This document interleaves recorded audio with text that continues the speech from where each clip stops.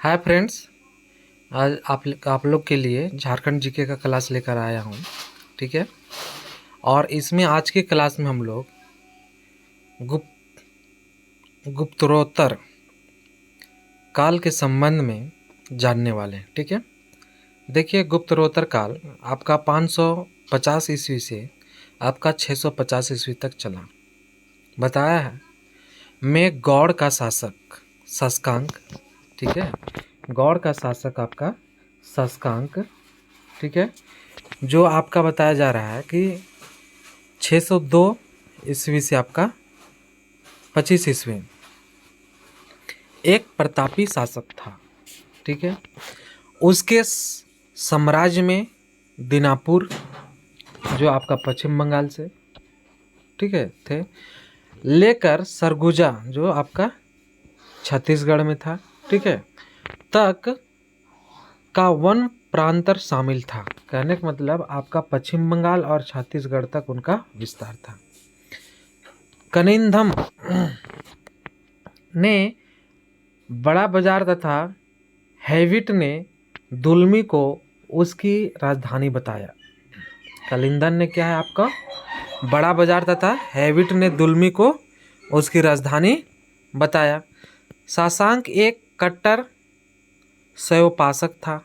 जब शशांक का बंगाल, बिहार एवं उड़ीसा पर प्रभुत्व स्थापित हो गया तो उसने बौद्धों का उत्पीड़न शुरू किया। ठीक है। कहने का मतलब जो बौद्ध धर्म के थे उसके ऊपर उत्पीड़न शुरू कर दिया। ठीक है। और पश्चिम की ओर से हर्षवर्धन,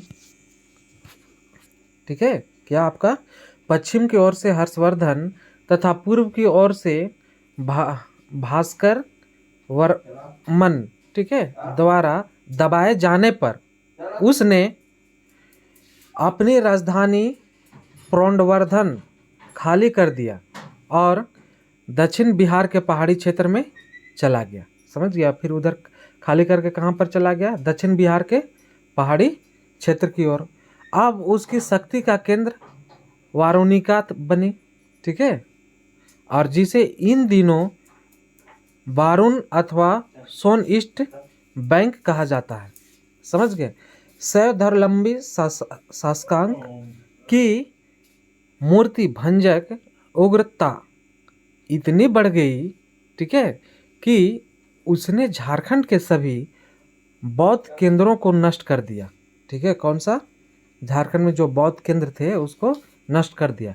इस तरह उसके प्रयासों से झारखंड में बौद्ध जैन धर्मों की जगह हिंदू धर्म की प्रधानता स्थापित हो गई। समझ गए। झारखंड में आपका बौद्ध और आपका जैन धर्म जो थे, समझ गए, उनके बाद आपका उसके दोनों धर्म के जगह में आपका हिंदू धर्म का वर्चस्व बढ़ गया। ठीक है। प्रधानता बढ़ गया। और 10वीं सदी ईस्वी तक झारखंड में हिंदू धर्म का प्रभुत्व पूर्ण रूप से स्थापित हो गया। समझ गए। कौन सा आपका? 10वीं। चलिए अब आगे चलते हैं और आप लोग को बता दें कि दुलमी, तेलकुप्पी, कब्बीरा आदि स्थलों पर ब्राह्मणों द्वारा निर्मित मंदिरों के अवशेषों से इसकी पुष्टि होती है। समझ गए। हम लोग को पता चलता है, प्राप्त होता है। और इन मंदिरों में अधिकांश मंदिर शैवों के हैं। ठीक है। और आगे चलते हैं। पुष्यभूति वंश, उनके बाद के सबसे शक्तिशाली शासक हर्षवर्धन, ठीक है, जो आपका 606 से 47 ईस्वी के विस्तृत साम्राज्य में कांजंगल, जिसको अभी राजमहल कहा जाता है, का छोटा राज्य भी शामिल था। ठीक है। कांजंगल में ही हर्षवर्धन चीनी यात्री हुएन संग ने पहली बार मिला। ठीक है। और उससे बहुत प्रभावित हुआ। बाद में उन दोनों का बरसों, ठीक है, साथ रहा। अब आगे देखते हैं हम लोग पूर्व मध्यकाल। हर्षवर्धन की मृत्यु 647 ईस्वी में हुआ। ठीक है। और आपको बता दें, इसको नोट करना है आप लोगों को, ठीक है। लेकर हुआ दिल्ली सल्तनत की स्थापना 1206 ईस्वी में हुई, कि कालावधि को पूर्व मध्यकाल कहा जाता है, समझ गए। और इसी काल को, ठीक है, आपको क्या बोला जाता है, पूर्व मध्य काल। 8वीं सदी ईस्वी के मध्य में भारत के 3 कोनों में 3 शक्तिशाली साम्राज्यों का उदय हुआ, ठीक है। 3 कोनों में आपका कितने शक्तिशाली साम्राज्य, 3 थे। ये थे पूर्व में पाल, समझ गए, पूर्व की ओर पाल, पश्चिम और उत्तर में प्रतिहार, तथा दक्षिण में आपका राजकोट। इस तरह से आप लोग का वंश था, पाल वंश, प्रतिहार और राजकोट वंश, ठीक है। 9वीं सदी ईस्वी के मध्य तक पाल साम्राज्य तथा 10वीं सदी ईस्वी के मध्य तक प्रतिहार और राष्ट्रकूट साम्राज्य अत्यंत प्रभावशाली रहे। ये तीनों शक्तिशाली साम्राज्य आपस में लड़ते रहे, ठीक है, लड़ते रहे थे। और इन तीनों की पारंपरिक प्रतिद्वंद्विता, ठीक है, झारखंड की राजनीति एवं संस्कृति पर भी असर पड़ा, समझ गए। इसके कारण आपका झारखंड का राजनीति का संस्कृति पर असर पड़ता है। और इनमें से कोई ना कोई मौका पाकर झारखंड क्षेत्र पर अपना प्रभुत्व स्थापित कर लेता था। घाघरा थाना स्थित हापामुनि गांव, ठीक है, ये आपका गुमला जिला में है, का महामाया मंदिर इसका प्रमाण है, समझ गए। आपका वहाँ पर महामाया मंदिर जो है इसका प्रमाण साक्ष्य के रूप में है। और इस मंदिर का निर्माण, ठीक है, इस मंदिर का निर्माण नागवंशी शासक गजघंट, ठीक है, गजघंट राय ने 1908 ईस्वी में किया। चलिए, इस मंदिर को आप लोग याद रखिएगा, समझ गए, क्योंकि जब मंदिर वाला क्वेश्चन आता है तो ऑप्शन में इसको डाला गया था पिछले बार भी, है ना, अगले को एग्जाम में, तो इस तरह से याद रखना चाहिए। इस मंदिर का प्रथम पुरोहित हरिनाथ नामक मराठा ब्राह्मण था, जो गजघंट राय धार्मिक गुरु था। गुमला चैनपुर के निकट टांगीनाथ के प्रसिद्ध मंदिर का निर्माण भी इसी काल में हुआ था, ठीक है। आप लोग जानते हैं टांगीनाथ, ठीक है, ये आपका चैनपुर में है, चैनपुर के सामने गुमला जिला पड़ता है, ठीक है।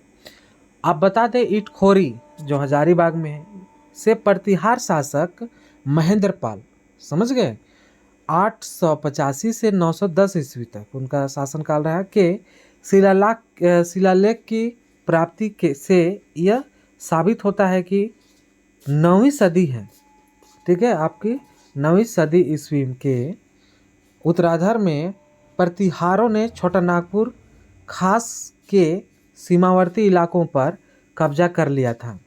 अब बंगाल के पाल शासकों ने बौद्ध धर्म के ब्रजयान शाखा को संरक्षण प्रदान किया, जिसके फलस्वरूप ब्रजयान शाखा झारखंड क्षेत्र में फूला फला, ठीक है। कौन सा आपका झारखंड क्षेत्र में क्या है, फला फूला। और इसकी प्रतिक्रिया में हिंदू धर्म में भी तंत्र मार्ग का प्रचार प्रसार हुआ। रजरप्पा का छिन्नमस्तिका शक्तिपीठ की इस काल में स्थापना से इसकी पुष्टि होती है। आप लोग को याद रखना चाहिए कि रजरप्पा में, ठीक है, आपका छिन्नमस्तिका शक्तिपीठ है, ये भी आप लोग को क्वेश्चन पूछता है, समझ गए। और छिन्नमस्तिका बौद्ध ब्रजयोनि का ही हिंदू प्रतिरूप है, समझ गए। अब आप लोग को बता दें कि ये रामगढ़ जिला में, समझ गए।